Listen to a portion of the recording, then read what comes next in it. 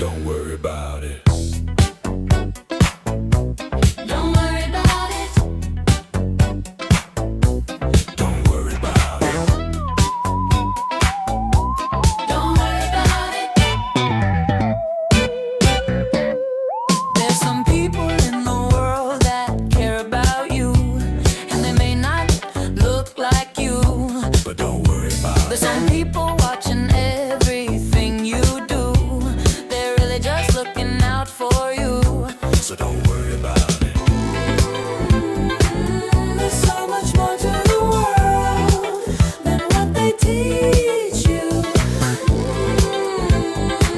There's so much more to the world, and they're gonna reach you. Don't worry about it. Don't worry about it. Don't worry about it. Don't worry about it.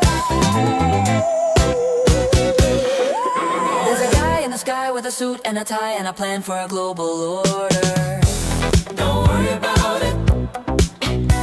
Some people with money just taking it from me. They can make it better than I can. Don't worry about it.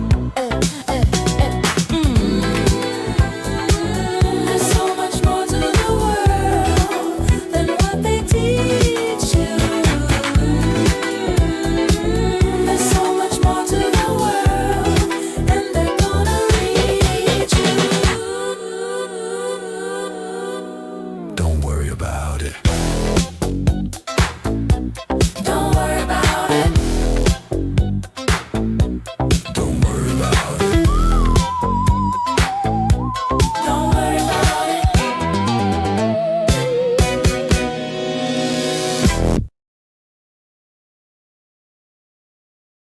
Hello, chat. How are you doing? If you couldn't pick up on the theme based on the intro music, the spoiler alert, it's Francis E. Deck, Esquire, from 28 Maple Avenue, Hempstead, New York. This is probably, I don't know if you can hear it, probably the most notes I've taken for a person stream ever. I have 8 pages of notes because he has such a long history, chat. Going all the way back to the 60s, I want to say, is when he truly lost his mind. So, as I warned, I don't do a soft intro on my people stream. So, I'm going to go through, start at the very beginning, and then a lot of this will be audio. I have quite a few very specific pieces of audio picked out for your listening pleasure. Senior users of the Kiwi Farms will no doubt be familiar with most of them. However, I think that for most people, Francis E. Deck is 1 or 2 different popular recordings, and everything else is just sort of written off as he's a complete lunatic and his writings had no bearing in reality. But what I've discovered by going through my notes is that every single thing I knew about him tied into his writings and what he believed. And he actually has a pretty well-developed world in his head of how it operated. It's logically consistent as far as his historical fantasism goes, and it starts as all tragedies do in Poland. His mother and his father came from the same region of modern day Poland, around Krakow, and there's a little bit more to that I'll get to in a second. His mother, by the way, not much is known about his parents because they were both born in the 1890s. His mother appears to be someone who lies about her age. So it's actually not entirely obvious to me if maybe she was just insane or if she was one of those people who was very insecure about her age. So she would lie about it a lot. Just because out of insecurity. In particular, her husband, and her name, by the way, was Rosalina Ronech, and her husband's name was Jan Deck. And they were both, as I said, both born in modern-day Poland. His mother attempted to come over to the United States in 1909, but was refused entry because she had something called trachoma, which is related to chlamydia, but it's not a STI. So she was not a hoe, but she had a yucky, like the disease manifests as like a gunky eye. So she had a gunky eye. And apparently, if you had a gunky eye on Ellis Island, you got sent back to Poland, where you came from. So she made it all the way to the United States in 1909 as a, let's see, as a 19-year-old. She had a gunky eye, and then an American boy on Ellis Island looked at her gunky eye of this 19-year-old girl and said, "You got to go back." So our standards for immigration have changed immensely over the years. Her husband though, Yandek, actually she did manage eventually to come over to the United States and started working in a jute factory. If you don't know what a jute is, it's a fiber. So she would make fabric. I think it's like canvas, like Durlap sacks are made from jute fibers. Her husband eventually came over, I think in 1912, and renamed to John, which is what Jan is in Poland. It's the Polish name for John. He was a butcher. So they were living together in New York. And the first child, 1921, Joseph Idek is born, who is a major player in this story. But Francis Idek himself was born in 1926, just in time to be a part of the greatest generation. However, before he enlisted in the military, he was a student at a private Polish Catholic nunnery. And I had to look up what this was because I've never heard of it. He was a member of a grammar school. Now, my understanding is that in modern day UK, they still have these grammar schools, and they're just sort of like posh secondary schools or something. However, they literally taught grammar. So the foundation of their education at a Polish Catholic nunnery grammar school was Latin. And so phonetics and linguistic education was the bedrock of what they taught, which is important. If it sounds like I'm just kind of rattling off a timeline, I kind of am. But at the same time, every single thing that I've just mentioned is going to manifest in certain subtle ways in the craziest shit you've ever read and ever listened to. So, important note, he studied as a child at a Polish Catholic grammar nunnery, and then eventually enlisted in the U.S. Army. He was enlisted in Fort Dix in New Jersey, and I have a picture of him, actually. So this is his birth certificate. It lists him as coming from parents from Poland, but that actually is a discrepancy. There is another document that I'll show you later on, which indicates that his parents were not born in Poland, and there's a funny story to that. This is him in 1944, so the most Polish-looking. There's that guy, that kid who's in that meme about cryptocurrency. He's like Russian or something, but most Slavic-looking kid you've ever seen. He just has the look to him. This is him supposedly as like 18, right? Yeah, 18. In the military. It looks like a little kid, so he's still baby-faced here. And he ended up stationed in Biloxi, which is a military base that ended up being the setting of Biloxi Blues, a film starring Matthew Broderick from the 1980s. Unfortunately, deprived are we, actually in the exact same time because it's set in World War II. Unfortunately, Francis Edek is not a side character cast by a handsome young man in Biloxi Blues, so we did miss out on that. But here's the kicker. Okay, he ends up in Sioux Falls, South Dakota, receiving an education as a private first class. He became a skilled member of the military. That's the designation for him in radio communications. Which, again, might seem like a random bullshit thing. Like, okay, he went to the military. He got a technical training in radio communications. One of the most important fascinations of his in his rants was radio communique. So something about his experience here spooked him or resonated very deeply with him because he never went a day in his life without thinking about radio. So after 30 weeks in the Air Force Technical School, he was deemed combat capable, but he never left the U.S.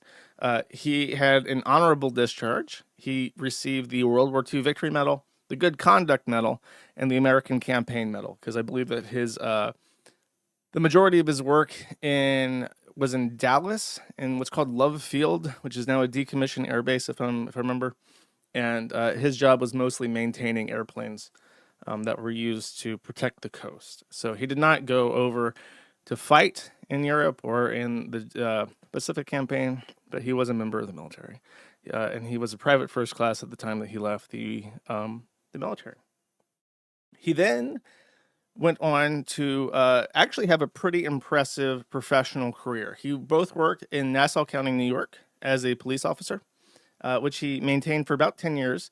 And in that same time, he actually received a higher education, going to St. John's University for his Bachelor of Arts, and then eventually the Brooklyn Law School for his his law degree. And so he maintained both a full-time job as a police officer and a 7-year education. And in 1954, he was admitted to the New York State Bar, making him henceforth Francis E. DEC, Esquire. And at this point in time is when he loses it. So it's actually really sad. He had distinguished merit in the United States Army, specifically the Armed Air Forces, because the Air Force didn't exist yet, I want to say. And then he was a police officer, no conduct issues until after he lost his mind, and he was able to achieve a graduate degree, 7-year degree, before his mental health issues set in. So one of the hardest things to decide in regards to how to do this stream was how I was going to present his rants, because his rants were written far after he had completely lost it. So there is no chronological order, but there are some pieces which are, because like generally every rant is sort of like a complete dumping of all of his grievances with the entire world. So there's a little bit of everything. And there's one thing in particular I'm saving to the very end, which sort of capstones his entire grievance list. But there was a particular recording, a particular rant, which focused entirely on his delusions. So this is after his issues, which I'll get into in a second, had began. And he's deep into the trenches of his conspiracy theory. Each of these sound clips that I play are going to be about 6 to 10 minutes long. The most famous of these recordings are going to be by a guy called Doc Britton. They are famous. You've almost certainly, if you watch other locale streams, you've almost certainly heard at least pieces of the Doc Britton recordings. They are exquisite. The guy is called Doc on the Rock. He was from Milwaukee, Wisconsin, and he was a radio host. So he has a proper radio voice, and he has proper radio acting chops. Unfortunately, he did not narrate every single recording, but he did narrate 5 of them, and I've gone out of my way to play as many of those as I possibly can.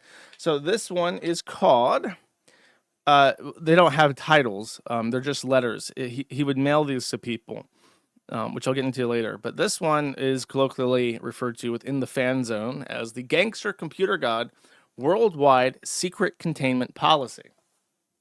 Very little of this rant will make sense to you if you have no idea who Francis E. DEC is and you've never read any of these before. But I feel like you got to go in head first. So here we go.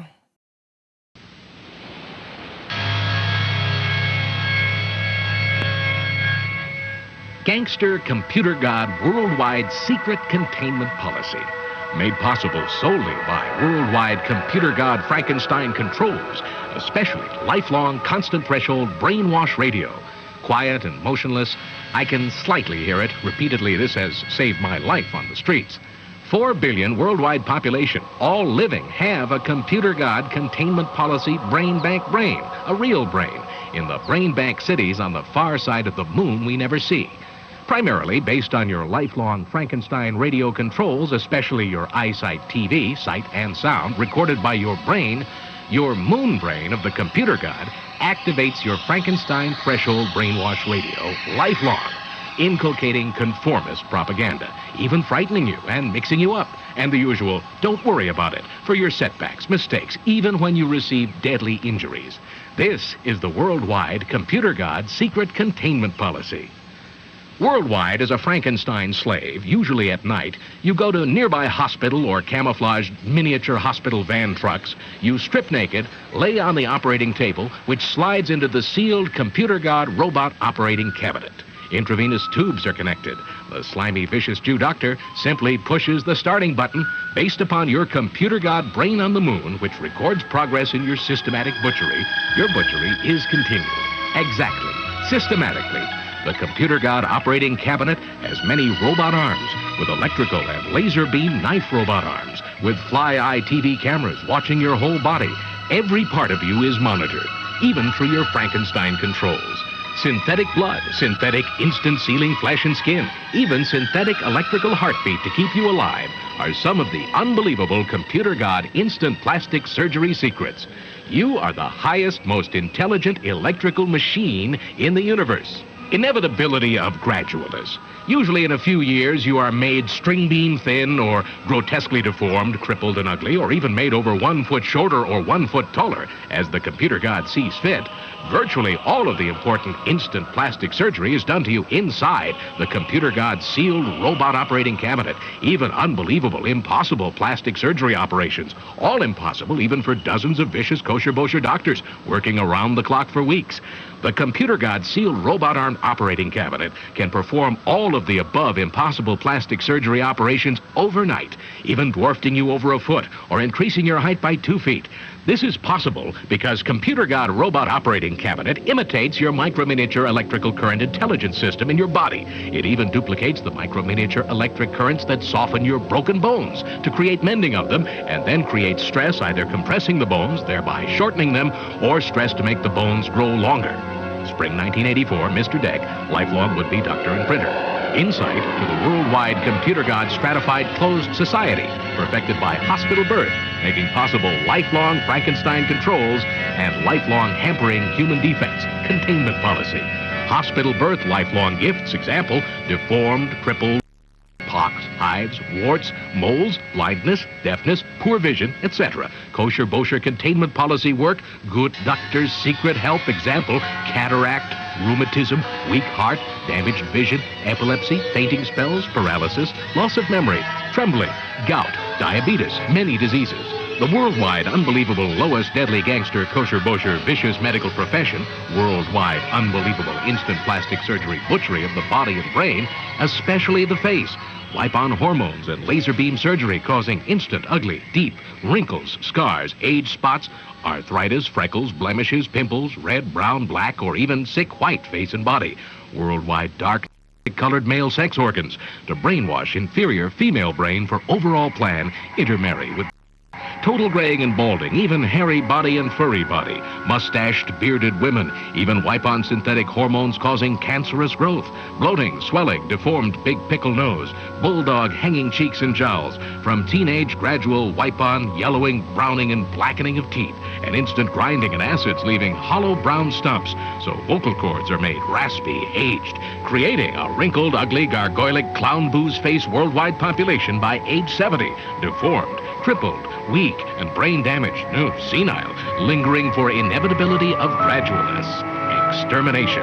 For your only hope for a future, do you know one word of prayer for me, Francis E. DEC? Computer God computerized brain-thinking sealed robot operating arm surgery cabinet machine removal of most of the frontal command lobe of the brain, gradually during lifetime and overnight in all insane asylums after Computer God kosher-bosher 1-month probation period, creating helpless, hopeless Computer God Frankenstein earphone radio parroting puppet brainless slaves. Many familiar concepts to my audience, I see. In case you're wondering what the actual text of these writings look like, here you go. They all look like this. They are typewritten on this parchment paper looking stuff that is aged. Some of them go really, really crazy. He writes in the margins if he leaves margins and has a little more to say. It seemed like the entire time he was very much in a bind for working typewriters because some of them are missing keys. And so he has to switch out letters for numbers and make other sounds and stuff. This one must be one of his earlier ones or after he got a working typewriter. because some of them are extremely hard to transcribe. I think that this is, yeah, okay. So first of all, I think this is the one where it says right off the bat that the Gangster Computer God exists on the far side of the moon. The infrastructure required for this machine exists out of sight and is unreachable to the common man. There's also a recurring theme of medical horror in his writings. This goes into great detail explaining how aging, in his opinion, in his worldview, is not a natural process which occurs to human beings ordinarily. It is the very gradual, as he says, this is his phrase for it, the inevitability of gradualness, I believe is the word for it. Let's see if I can find it. It's one of the inevitability of gradualness. I remembered it. That is his phrase, his keyword for people who are artificially advanced in age, little by little over time. And he explains what is quite literally his hypothesis with this, that Jewish doctors using machines, specifically aided by the Gangster Computer God, modify your appearance in your sleep repeatedly overnight. It also kind of outlines what his fears are as somebody. Schizophrenics, they have a heightened sense of paranoia, obviously.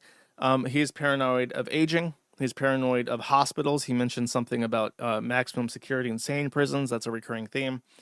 And it's possible, based on the timeline, that when he received a medical examination, which I'll explain after one of his rants, that he observed his mental health decline in real time and blames it on that. Because there's a really brief period where his life falls to shit extremely quickly in the 1960s.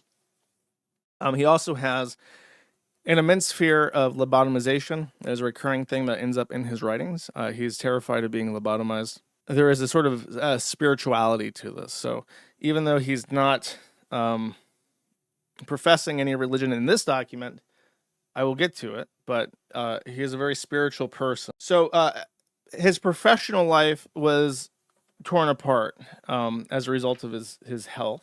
So all these rants, to take a divergence, all these rants came about on this website called Bento and Startsky. And the guy Zero, who's Swedish, put together this awesome website. This site is so awesome with the animations and the way it's laid out. This is Web 1.0 gold. It doesn't get better than this, and I'm so happy that it continues to exist in an unaltered form in 2025. It's really it's nostalgic in a way that's I never saw it when I was a kid, but I see it and I feel nostalgic for a time that has passed.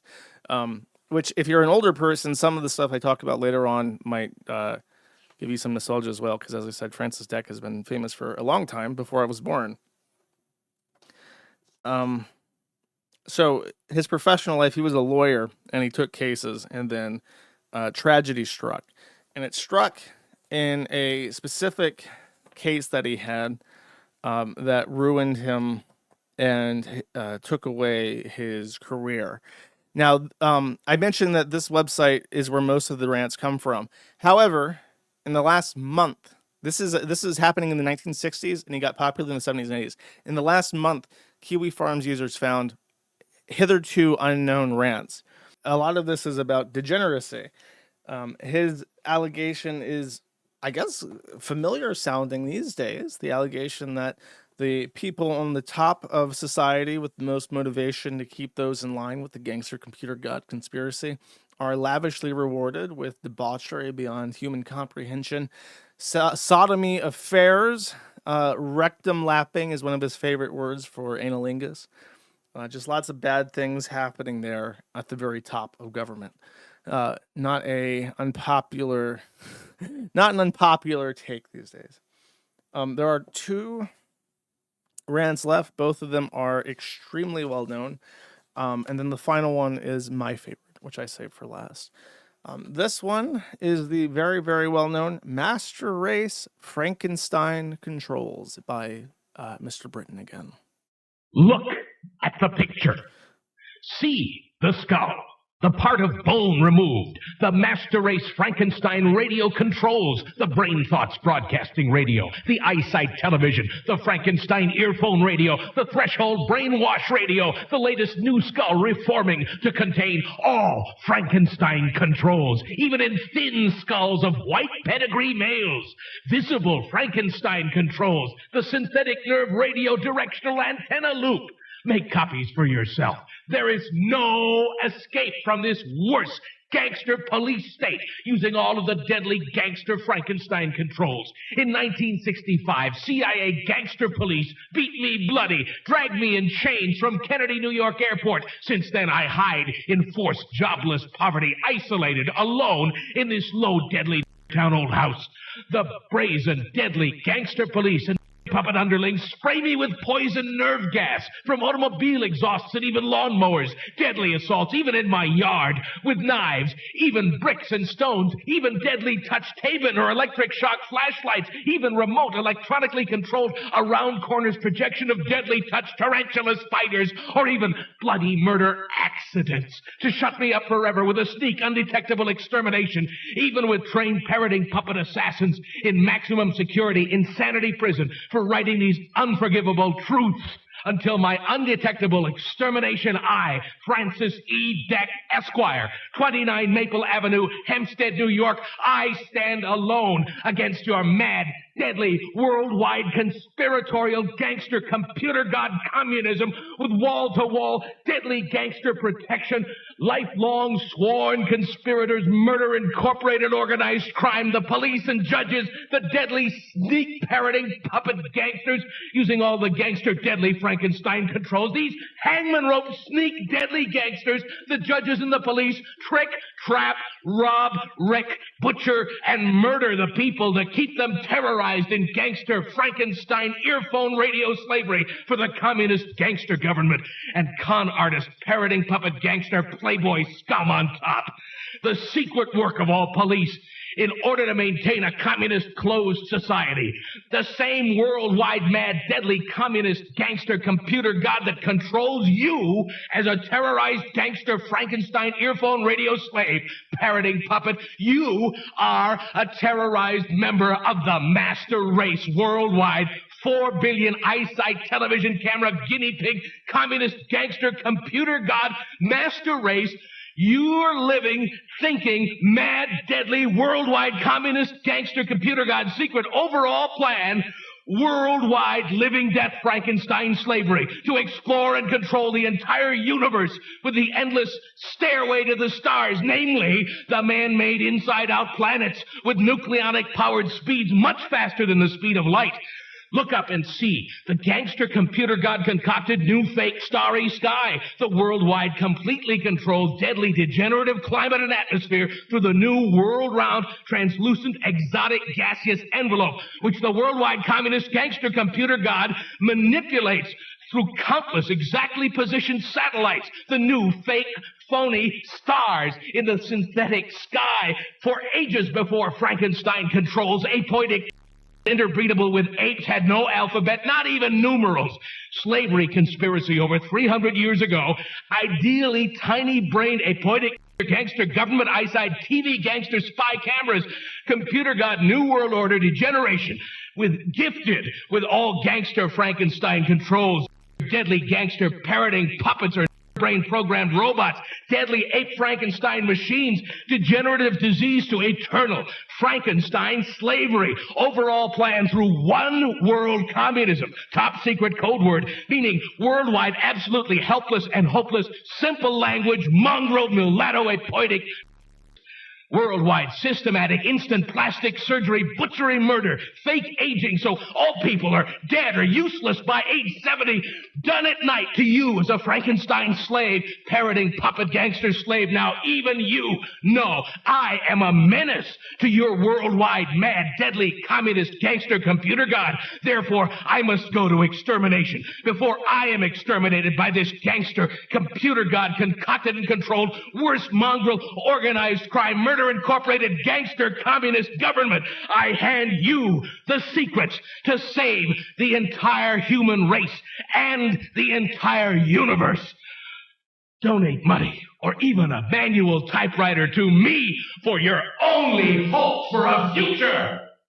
You really just can't read that. I actually did a reading of this. I might post it on the forum after, because I forgot until I got to the very end that this is one of the Britain ones. So I was gonna play all the Britain ones if they existed, but I got to the end, I'm like, oh yeah, this actually has a recording.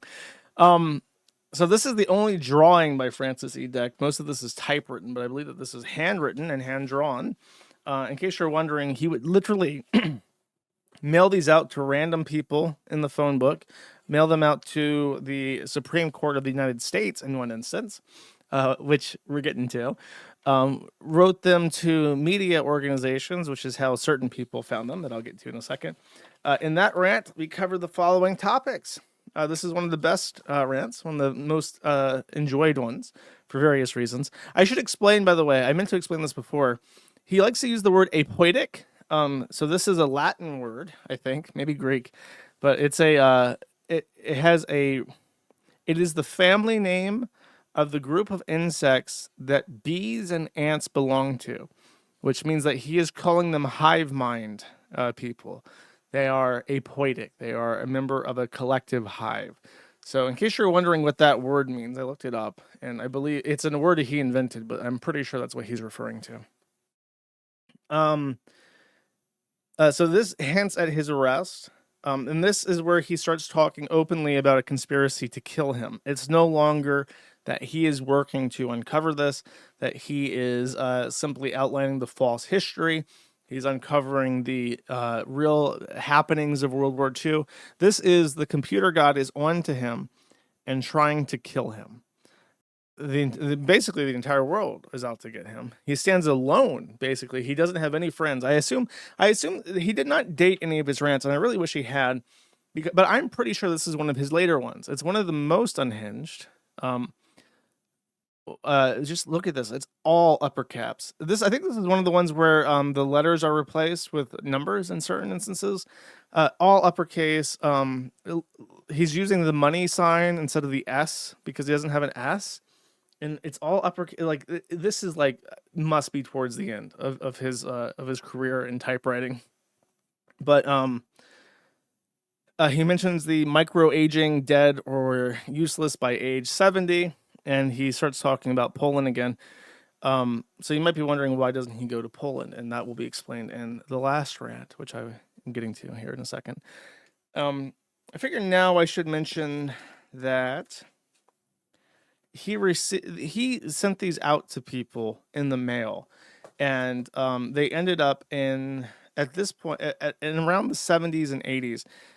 He was starting to get noticed by people into weird stuff, so they were circulating in zines, old magazines that were crude, stupid, and it kind of super niche with low circulation volumes. Britain, I believe, found his papers in the 70s, but it was in the 1960s. He mentions, by the way, the climatology and climate alarmism became a thing in the 60s, and he's explicitly mentioning that the climate is being manipulated by the Gangster Computer God to force mankind to find a new home. Obviously, the Slovenes, with their agricultural empire, would have been able to sustainably live on the planet in large numbers, but because of the computer god's satellites and manipulations, the Earth was deteriorating, much like how people were deteriorating because of manipulation.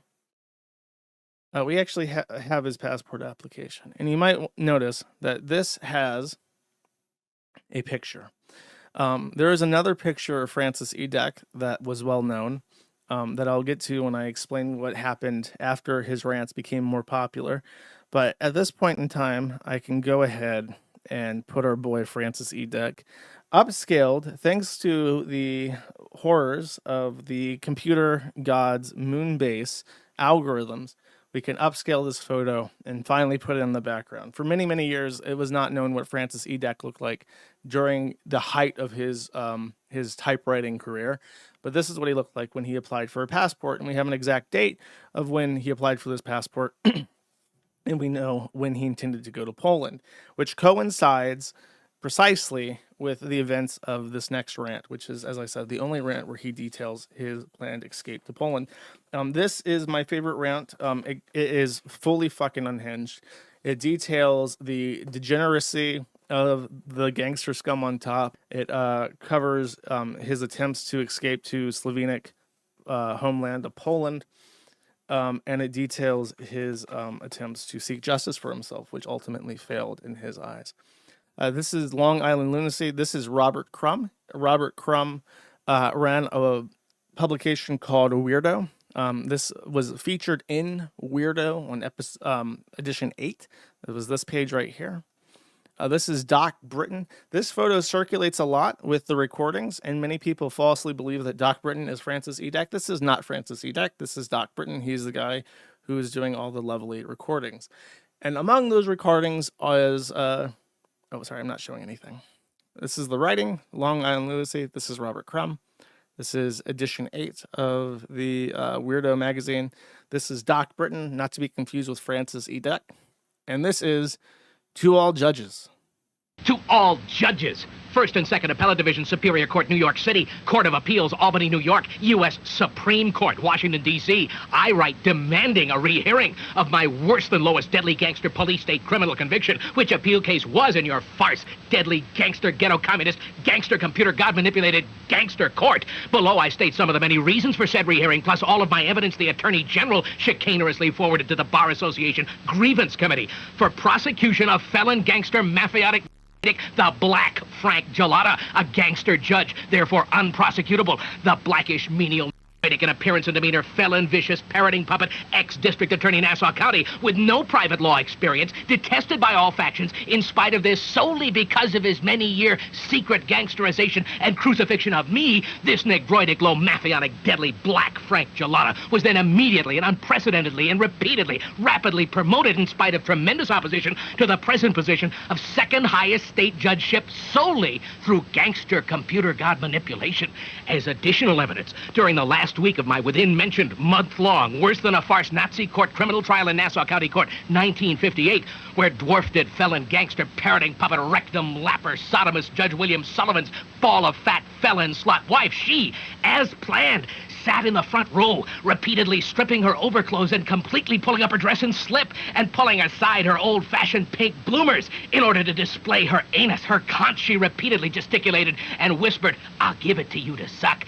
Finish him." Her husband, dwarfed felon gangster parroting puppet rectum lapper sodomist Judge William Sullivan, flushed-faced in repeated open sodomistic displays, stuck out his tongue, wiggling it, chuckling to her. "You hangman rope gangster felon parroting puppet scum on top playboys can watch my Frankenstein eyesight television playback of this felonious lowly sodomistic display by the felon sodomist Judge William Sullivan and his lowly felon slut wife during my trial in Nassau County Court. After my worse-than-Nazi court criminal conviction, crucifixion, for years in poverty, I suffered hopeless, jobless, character assassination, and isolation in this low, deadly town. I was the repeat target victim of this gangster government's gangsterization and undetectable extermination attempts to shut me up forever with my secrets. Then, in December 14th to 17th, 1965, I attempted to escape this worse mongrel gangster communist country to return to the Slovenic Polish land of my forefathers. Instead, in a gangster-staged parroting puppet deadly conspiracy, I was flown from Kennedy, New York Airport at night to a small distant St. Lawrence River estuary, snowbound small airport under the guise that I was in Warsaw, Poland. Immediately, many things proved this to me, including the two big white asbestos shingled hangars with the large Braniff Airways signs on their sidewalls, in addition to the many blurted statements I solicited from the many CIA deadly gangsters, the assassins of me, the many parroting puppets all around me. I demanded an immediate flight back to Kennedy, New York Airport. Instead, I was held captive all night later in chains. I refused both all food and requests I go to sleep. Then CIA police gangsters pretending to be Polish police with no identification beat me bloodily. Later, while my return trip 707 Boeing jet airliner was being serviced for my return trip, I quickly walked into the airplane and saw a CIA gangster with a small electric hairdryer type blower pumping deadly poison nerve gas smoke into secret compartments under the ashtrays in the arms of the chairs, where later I was ordered to sit in the airplane full of CIA underlings, passengers, my assassins, who giggled as they watched me dragged in chains by the airplane by the gangster CIA police gangsters. These deadly gangster CIA passengers, they pressed the frontal panel of the ashtrays in the seat arms to release the deadly poison nerve gas smoke. Indubitably, all of the others deadly CIA underling gangsters aboard this staged return flight, they all had taken the top secret poison nerve gas antidote pill, immuning them from the deadly poison nerve gas smoke. Deadly poison nerve gas smoke was sprayed at me from cigars, cigarettes, and even from ballpoint pens, also from the wig of a woman sitting next to me. Even the Swiss cheese type ice cubes were evaporating into poison nerve gas smoke in all of the free drinks. I got up and went to the rear of the airplane by the rear exit door with a large push-up handle. My Frankenstein brain thoughts broadcasting radio disclosed my intentions. Immediately, the loudspeakers screamed that the flight was over and that our airplane was already preparing to land at Kennedy, New York Airport.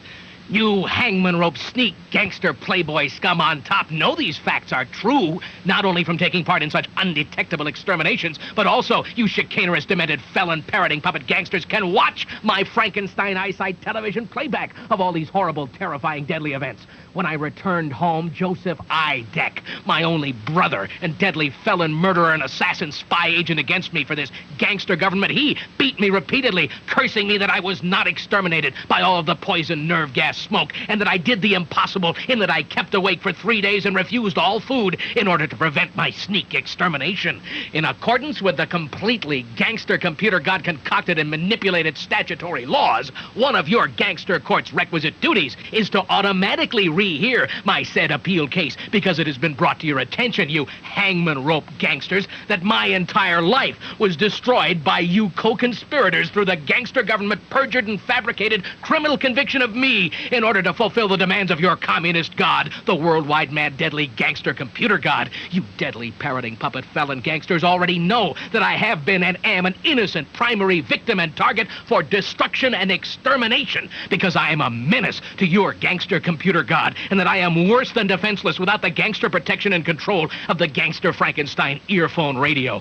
I stand alone against you demented, deadly gangster parroting puppets, namely this worst gangster communist computer god controlled gangster government. Before I'm exterminated by you hangman rope underlings, I demand a reply. October 21st, 1976. Francis E. DEC, Esquire. Addendum. I personally filed my maximum conviction appeal brief in 1961 with the chief clerk of the U.S. Supreme Court, Washington, D.C. The chief clerk, he knew me. He sneeringly grabbed my thick, strong, homemade appeal brief, and then he attempted to rip it up. In desperation, the chief clerk of the U.S. Supreme Court ripped off the cover of my appeal brief. Miraculously, I stopped him without a deadly scene to me. Then, filing my ripped appeal brief, the felon, another co-conspirator with the 9 hangman rope gangster judges, the chief clerk, in cowardly fear, in staccato speech and gesticulation, he confessed to me, Mr. DEC, everyone is in on this one against you, even the Attorney General, namely Bobby Kennedy, younger than his very young brother Jack Kennedy, Kennedy then president, the Kennedy Playboys. Little fact, Bobby was a felon, lowest, chicanerous, untouchable, parroting puppet gangster against worse than defenseless Mr. Francis E. DEC, Esquire. My quick questioning and the co-conspiring felon chief clerk explained and gave me a new and special notice form for only Mr. Francis E. DEC, Esquire, which had to be mailed to the opposition, the deadly gangster district attorney, in order to prevent the dismissal of my appeal case. Leaving quickly, I noticed in the room and hall several approaching uniformed and plainclothes, beweaponed police. Later, Joseph I. DEC, my only brother, deadly villain, murderer, and secret assassin spy agent against me for this gangster government, cursed me, stating that I tricked the chief clerk of the U.S. Supreme Court and that I got out of that death trap fast. So brainwashed from birth by the computer god threshold brainwash radio, parroting puppet gangster slave, if you believe in anything, forget kneeling to abide by the high holy law long enough to say one word of pray for me, for your only hope for a future. Footnote, remember, it is gangster U.S. Supreme Court written high holy law. I'll give it to you to suck. Finish him. Unquestionably, one of the finest pieces of locale media ever produced, both the writing and the performance. So it goes over the trial. He was convicted of charges. The court had conspired against him, and the court was degenerate sodomists who and rectum lappers, which is one of my favorite words of all time now. I'll give it to you to suck, finish him is also a random quote on the site. This is one of my favorite things ever written. It is hilarious. It goes over in detail, the only letter that I know of that goes over in detail about his planned escape to Slovene, aka Poland. Um, he was diverted from Poland by the computer god, beaten by police, and was surrounded by deadly nerve gas smoke. Um, so there's a lot to unpack there, and I think that a lot of that happened in a roundabout way. I don't know if he made it to Poland. I believe that he got his passport and went to Poland or tried to go to Poland and was diverted and sent back. So he might have had like a proper episode on the plane and they landed somewhere and he was detained and questioned and they realized, oh, he's just crazy. And then he was sent back home. I don't think he ever made it to Poland. I don't think he made it to Europe. I think that he had a problem. And somebody in the chat I even saw said that back in the day in the 60s when this was happening, that they would spray Glade and stuff throughout the airplane because back in the day they allowed people to smoke. So you had people smoking. He mentions that they touch a button on their thing to release the deadly nerve gas smoke. So you imagine somebody sitting there tapping a pin or whatever. There's like Glade air fresheners going off. There's smoking, which emits a particle as well. And then, he specifically mentions his drinks. You look down at your cup and it's got ice cubes on it, and there's a mist, a condensation coming off of it because the drink is warmer than the ice cubes, and it's causing a sort of mist. So he's having a serious. In my head, it's clear as day what's going on. He's having a serious episode, and there are certain ice cube makers that have holes in them. I don't know what the difference is. I assume it's some kind of machine that does this. But I know exactly what he's talking about. The ice cubes that have like a tube to them or like a dimple inside the ice cube. And he's looking at this and thinking, oh, these ice cubes were developed to release a smoke once they're put into a drink and they melt. So I see it clear in my head what he's freaking out about, which makes it such a vivid and fascinating writing. I just know exactly what's happening. And then he discusses his Supreme Court appeals. As I said, this one happened. This letter goes out 10 years after he was convicted, but he did try to file an appeal. And the actual appeal is one of the documents that exists on this site. It is 264 pages, mostly legalese. So I did not go through that, but I imagine it's extraordinarily long, and mostly him trying to use flimsy legal justifications for getting reinstated despite being insane. The detail about the chief clerk tearing it. If you don't know, clerks in the U.S., even though they have a title like clerk, they're extremely important. And I've been told that you can piss off a judge, but you should never piss off a clerk. If a judge has to kind of set aside his feelings and be impartial, but if you disrespect the clerk of a courthouse, your shit's, and he's going to shit talk you, and the judges are going to hate you. So he probably walked in, tried to hand in his thing. This guy is probably familiar with him because he's been dealing with his filings for 10 years, and he tore it. He's tried to tear it. But I imagine this in my head too. He walks in and you have this schlubby guy, this kosher bosher chief clerk. And oh God, this guy again, this Polak. And some of the writings, I don't think I played any that referred to this, but in some of them, he's called a Polak, and he hates that term. And so he believed that the computer god, that's part of why I think it's one of those things that happened to him that made him believe there was a conspiracy against Poland specifically. So he probably got called like a Polak a lot, like as a kid or whatever, or as an adult even. Like the Italians and Jews in New York were like, oh, this Polak. And he's like, what? There's a racist conspiracy against my pure Slovene blood. So he walks in, the kosher bosher is sitting there. He hands him the appeal brief. And the guy might have even been like, you're submitting more bullshit. I'm so sick of this. You come in here and you yell at me, you. And he tries to tear it. But his thick, strong, homemade, crazy person appeal brief, the cardboard he found to wrap this thing and was probably non-standard, probably really tough. And he's like trying to like do like a big macho man show of tearing up his filing. And he's like, no, give it back to me. And I think that actually happened in my head. In my head, the kosher bosher could not tear through his thick homemade appeal brief, and he was able to recover it from him. So that I think happened. I think the freak out in the plane happened. And I think that was probably really traumatizing for him.